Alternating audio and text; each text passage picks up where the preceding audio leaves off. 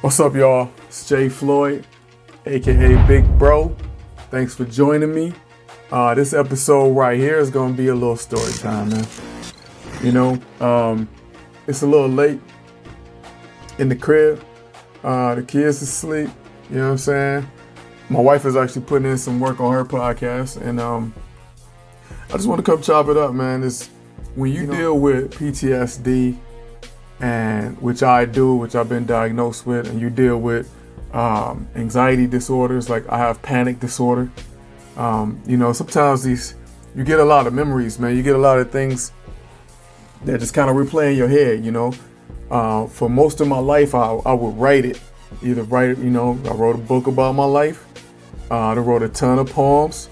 I wrote a lot of raps about it. You know what I'm saying? I got a new album coming out really soon that I'm finishing up right now. This, me talking about some waters. This is my therapy to really get it out.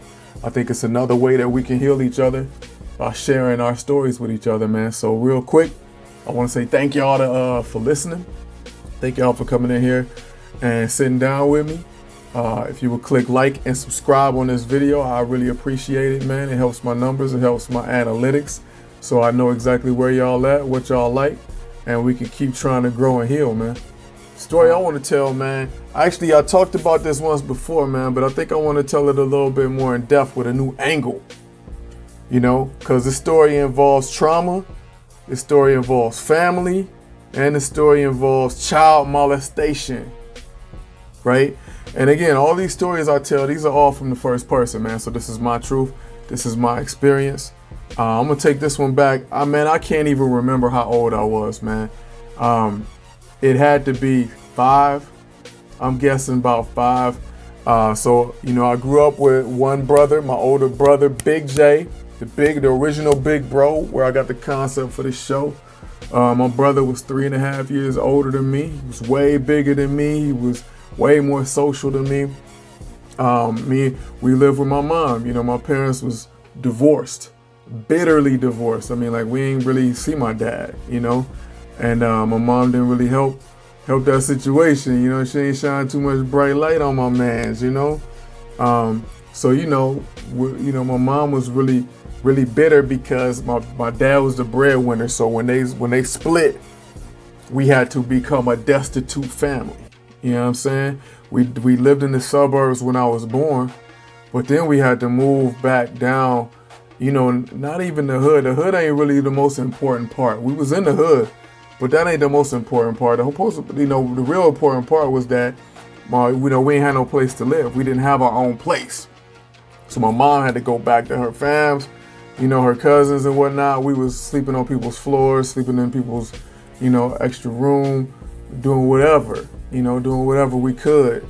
And so we was, at this time I'm 5 years old. We living with my cousins, For me and my brother, we had cousins that was our same age. So for us, it was like a party, man. We kicking it. We having fun. We playing our Atari 2600 with the Pac-Man and the Combat. You know what I'm saying? And everybody, shout out to all my heads who remember Atari 2600, man. I ain't gonna call y'all old heads because we need to shine a little more respect on veterans, man. You know what I'm saying? People that done seen a lot of life. So I'm calling y'all Hall of Famers. All of my Hall of Famers, man, and I'm one of them. Big ups, man. I know y'all remember Combat with the 99 games and Pac-Man and all of that good stuff. So, we used to play constantly with my cousins, man. We was running the block. You know what I'm saying? Anybody that know Cleveland know all about, the areas that's named after Polish families. You know what I mean? Kosciuszko, Pulaski, Sawinski. I'm sure other cities got similar things in the Midwest, So we run in the street, man, and finally one day in the summer, we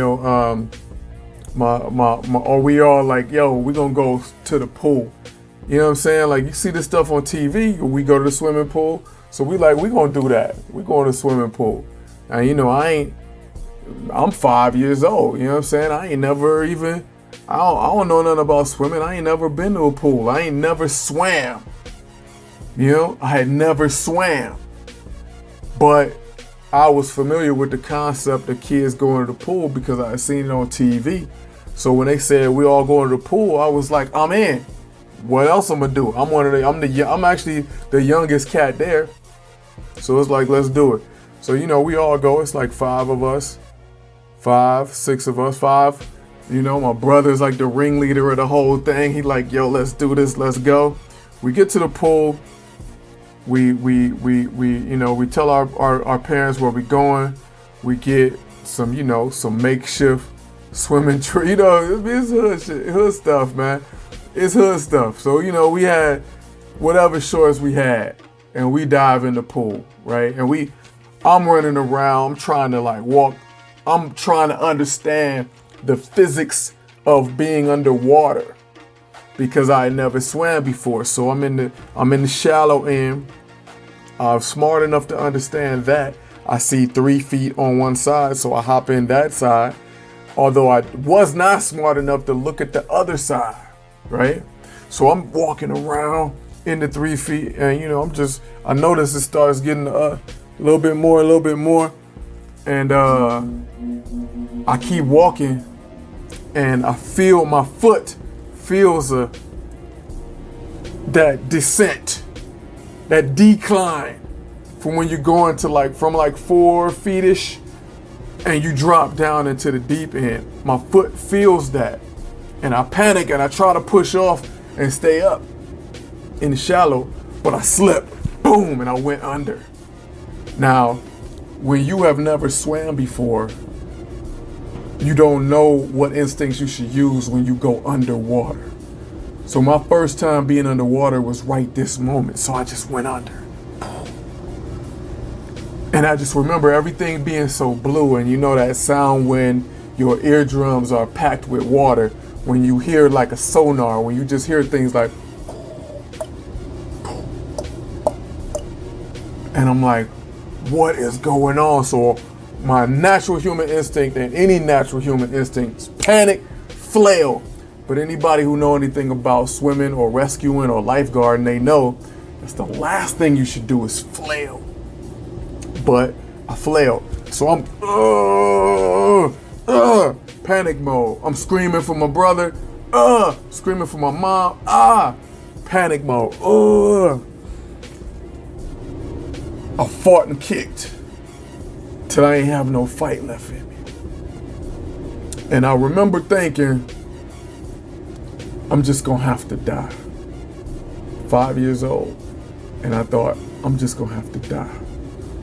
And I gave up. I remember saying, I give up, and I breathed the water in, right? Now in that moment I blacked out because obviously the water went into my lungs, flooded my brain. I pass out. Now, in TV they say, hey, when you getting ready to meet death or meet the Lord, you see your life flash in front of you. So at 5 years old, I hadn't seen very many things, right? It wasn't an extensive highlight reel to see, but my life did flash before my eyes, right?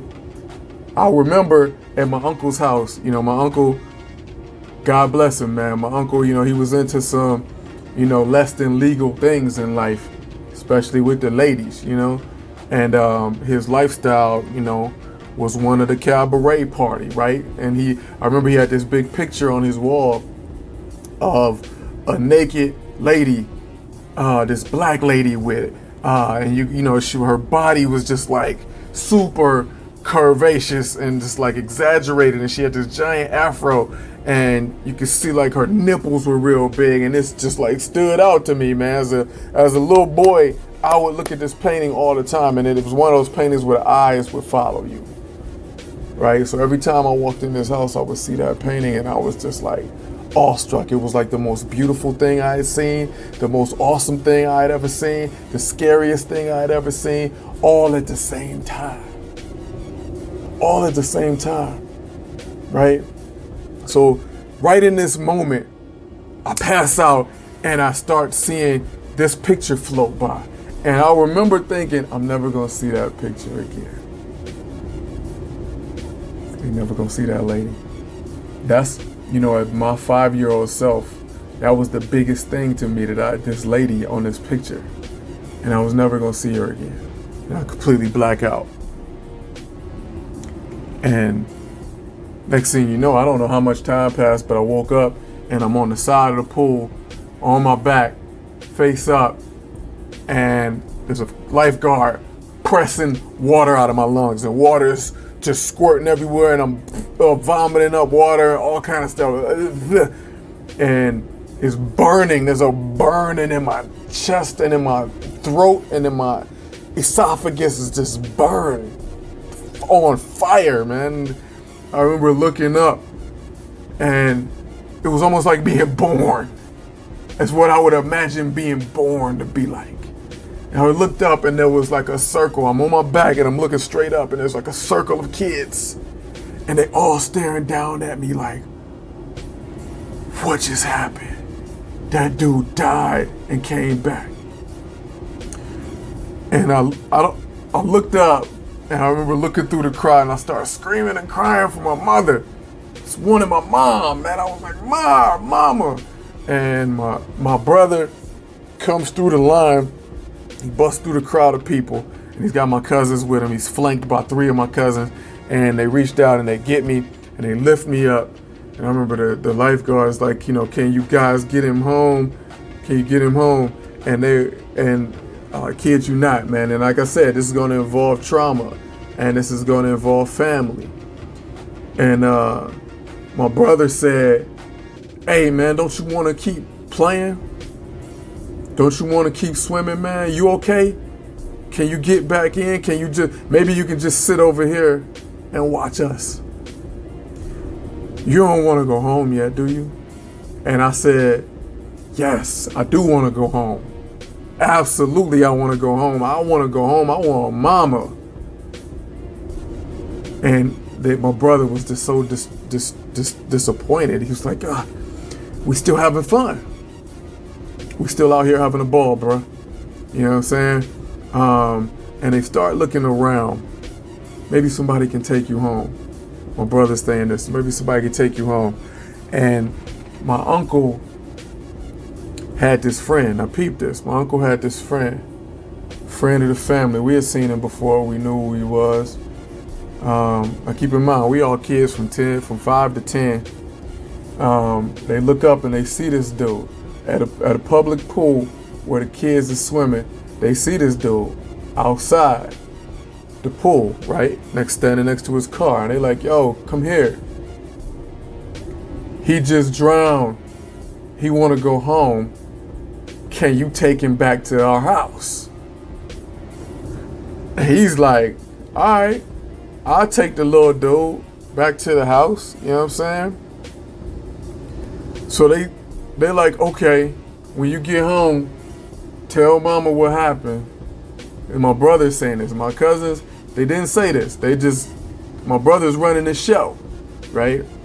So my brother's like, yo, when you get home, tell mama what happened, and we'll see you soon.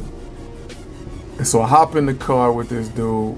We rolling like a 78, whatever, Cutlass. It was like a Cutlass. I think it was a Cutty. It was a Cutlass.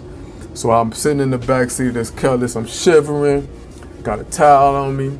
I'm traumatized because I literally just died and came back. So I'm like, not only did I just die and come back, I'm feeling the guilt of it because I'm the one that hopped my butt in that pool. My mom's gonna be wondering, what did I do? What happened? Right? So my man is driving me back. He had to make a couple of stops. You know what I'm saying? Anybody that know anything about hood cats, you know what I'm saying? Them hood uncle figures back in the 80s, a lot of times they ain't never really go straight anywhere. They had to make a couple stops, right? They gonna run in somewhere, come out with a bag, or grab a bag and go in somewhere with it, right? You don't ask what's going on, they just doing it. So my man made a couple stops. He finally get to the house and he pull up in front. And it's summertime, so my moms, my aunts, everybody outside. My man pull up and they see him with me.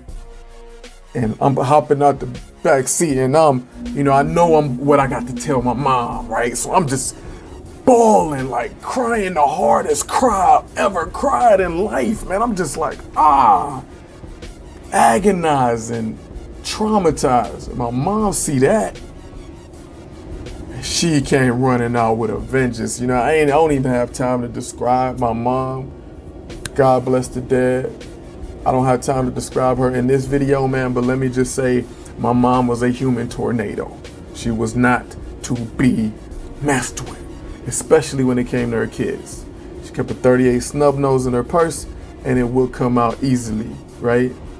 So my mom sees me with this man. I'm crying. She comes running out. My aunts come running out. Everybody's like, what's going on? My mom goes straight for him. What do you do to my son? He like, I ain't do nothing to the little dude. I ain't do nothing. Man, it blows up into this huge episode where everybody's yelling at him. I'm trying to tell them what really happened. I'm trying to tell them what happened, because what happened was so big. That's really the only thing on my mind. I don't understand it from they're trying to protect me from this man angle. I'm too young to even understand that. But now that's starting to creep up. I'm starting to figure out there's something more here. So not only did I have the most traumatic experience of my life, and before I could even go to the person that I wanted to go to explain, now it's being added on this concept that I can't fully grasp. So they going at him. I said, listen, he didn't do nothing but bring me home. And she's like, are you sure? So they pull me away from him. They try to, separate me to make sure I'm not lying for him. It gets real bad. It gets real bad. And I'm in my mind, I'm old enough then to understand there's something more creeping in here. So finally I'm like, listen, please, no, he didn't do nothing. But let me tell you what happened, man. I just drowned. I passed out underwater. I was gone. My life flashed in front of me, and they rescued me. They saved me. They brought me back to life. He just brought me home. And in that moment, my mom, I saw her struggling with the exact same thing that I had just been struggling with, but from a parental aspect. So now she's starting to understand that something seriously traumatic just happened to her baby boy. But at the same time, she's still dealing with the stress that he got brought home crying and screaming by a man, a grown man, by himself. When I left with my family, I left with a brother and some cousins. I came home by myself, half naked with a towel on. And then she drops the bomb of, and this man is a known child molester. So now, all in the same day, I need to understand what it means to die, come back to life, but also what is a child molester? What is a child molester really? And I'm gonna spend the rest of my life understanding why the hell was he around our family? If we knew he was a child molester, why did we already know him? Why did we feel so comfortable with him that my brother sent me home with him? I knew him too.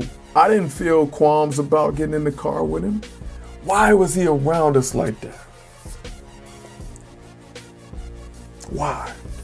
So the reason I wanted to do this story time, man, because I know I'm not the only one out there with stories like this, man. If y'all got stories, kick them into the comments, man. These are the kind of things we got to start talking about, man. What's the effect of that? How do I deal with things? I'll continue this story a little bit more on how this affected me, and even taking swimming class growing up, and even getting in some swimming trunks and hopping in some water. How it affected me and my trust of older men, just growing up, coaches, teachers, What did that mean? It impacted me. And we got to start talking about that stuff. So if you have stuff like that too, man, and you think that there's some healing for you in talking about it and walking through it, maybe you want to reach out to a therapist and talk to him. You know what I'm saying? I've told my therapist this story. We've talked about it. Like I said, I am diagnosed post-traumatic stress disorder, panic disorder. That's primary, secondary. God is bigger than both of those, and God encourages me and strengthens me. And he had already gave me everything, every tool that I need to overcome both of those before I even got those diagnoses. You know what I mean? And I got to walk in that. Those tools is here, and I use them all the time. That's why I'm able to show up, do this video, and try to help y'all heal too, because this is part of my healing. You know what I mean? So hit me up, man.